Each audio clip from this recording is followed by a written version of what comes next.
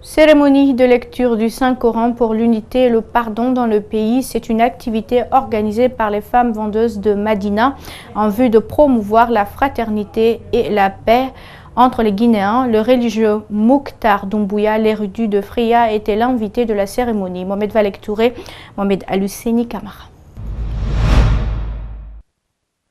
C'est une initiative des femmes vendeuses de Madina. Lire le Coran pour faire appel à l'aide de Dieu pour promouvoir la paix et la quiétude sociale dans le pays. Le religieux Mouktar Doumbouya, l'invité de la cérémonie, a prêché l'unité et le pardon entre les Guinéens. Je sais que le bon Dieu continuera vraiment à protéger ces femmes-là. La Guinée les appartient. La Guinée appartient à nos enfants. Il faut absolument la paix, il faut l'harmonie entre les femmes. L'invité de la cérémonie a prêché l'unité et le pardon.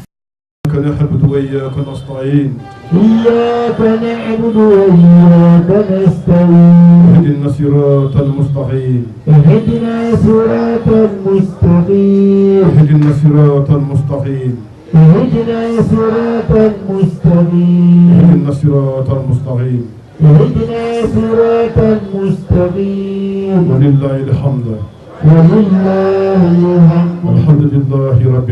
Le prêcheur a imploré la grâce de Dieu pour répandre sa miséricorde sur les initiatrices de cette cérémonie religieuse. S'il n'y a pas de paix, il n'y a pas de développement. S'il n'y a pas de paix, ces femmes-là souffrent. Franchement, je demande le bon Dieu de venir au secours de toutes les femmes qui sont à Madina et que le bon Dieu les protège ici, qui est de bon Dieu, le grand maître de la nature, protège les enfants de la Guinée. Les femmes massivement mobilisées pour l'occasion promettent de perpétuer ces genres d'initiatives qui concourent au développement du pays. Décédé mardi dernier à Conakry des suites de maladies, l'honorable Abdoulaye Sylla, député uninominal de Bouquet, est rentré en cercueil ce vendredi 19 octobre dans sa ville. Le corps a été conduit par le président du parti UFR, accompagné des députés de l'Assemblée nationale.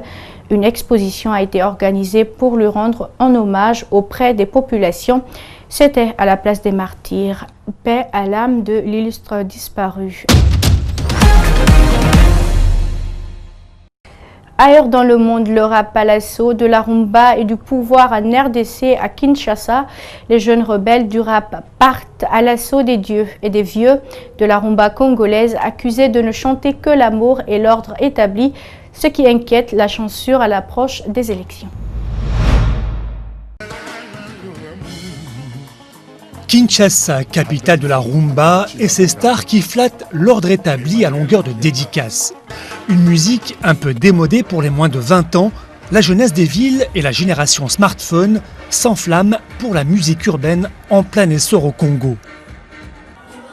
Chanteurs de rap ou de hip-hop, ils ont 20 ans et des poussières et promettent de prendre bientôt le pouvoir artistique dans un pays en pleine crise politique. Il y a des structures, il y a de ces personnes qui se lèvent, il y a de ces personnes qui sont très déterminées, qui se battent pour se dire oui, voilà, on peut faire de la musique urbaine ici au Congo. Je pense que d'ici 2 ans, ça va faire mal. Parmi ces structures, dans la mégapole aux 10 millions d'habitants, un minuscule studio dans un quartier populaire, Kinshasa Sound. Ici passent tous les noms de l'underground congolais. Sista Beki, Alech, Magneto. Ils chantent les problèmes de la jeunesse, ce qui inquiète la censure en cette période préélectorale. Oui, le studio a été scellé récemment. Pourquoi? Parce que nous sommes à la base de plusieurs chansons populaires. On nous a dit que nous réalisons des chansons qui vont à l'encontre de bonnes mœurs. La RDC doit aller aux urnes le 23 décembre. Comme Bobby Wine en Ouganda ou Smokey au Burkina Faso, le grand frère de tous les rappeurs congolais, Lexus Legal, a franchi le pas de la scène à l'arène politique.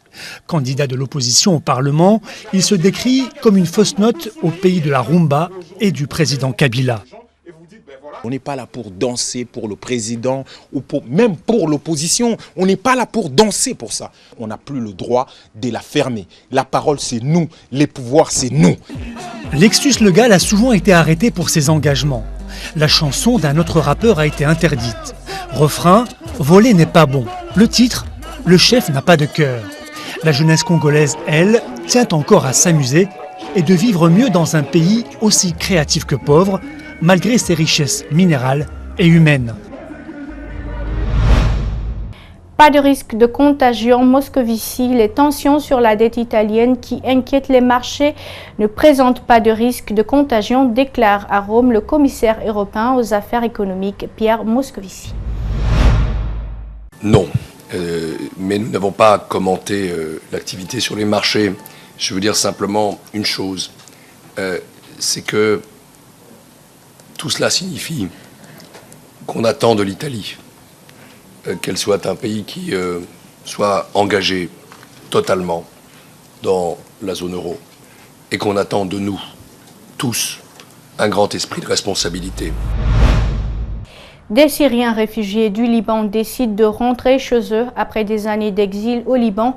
Des familles syriennes peuvent finalement rentrer chez eux dans le cadre des retours collectifs organisés par les autorités libanaises en coordination avec le pouvoir du président syrien Bachar al-Assad. Chaque semaine, des dizaines de Syriens se massent dans ce stade près de Beyrouth, comme Naam et ses enfants.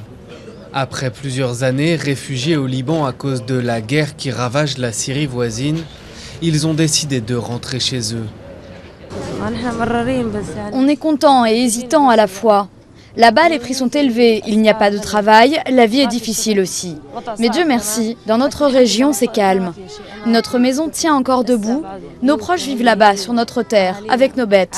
Ça ira bien, Dieu merci. Comment tu t'appelles? Naamé? C'est bon, tu peux monter, doucement, un par un. Naamé rentre seul vers la province de Hama. Son mari restera au Liban encore quelques mois. Un au revoir difficile vers un pays qu'ils ont quitté il y a presque 6 ans. Depuis plusieurs mois, les autorités libanaises et syriennes se coordonnent pour organiser des retours volontaires et gratuits vers la Syrie. Près de 6000 personnes sont ainsi rentrées en 2018. Rawad et sa famille repartent vers la Routa orientale près de Damas, reprise au début de l'année par l'armée syrienne. Qu'est-ce que je peux dire? Que de sentiments. Je vais revoir ma maison, je vais revoir mes champs. Honnêtement, ce sont des sentiments indescriptibles. Dans ses sacs, Rawad a mis tout ce qu'il possède. Et il faut se battre un peu pour être certain de tout emporter. Ce jour-là, près de 150 réfugiés monteront dans ses bus, mais Rawad laisse derrière lui ses 3 frères. On le retrouve quelques semaines plus tard, dans la maison familiale auprès de son père, qui attend impatiemment le retour de tous ses enfants. J'étais déprimé que mes enfants aient quitté le pays. Je pleurais quand on parlait au téléphone. Dieu merci, 2 sont déjà rentrés. J'espère que les autres vont suivre. Quand mes enfants seront près de moi, je serai le plus heureux du monde. Je n'ai besoin de rien d'autre. Ce couturier de profession cherche maintenant un travail. Son ancien atelier a été pillé. La cherté de la vie libanaise et les victoires du régime syrien l'ont poussé à rentrer chez lui. Mais ses retours restent encore très limités comparés aux 5 millions de Syriens qui ont quitté leur pays à cause de la guerre, dont plus d'1 million vers le Liban. Beaucoup ont fui la destruction et rien ne les attend en Syrie.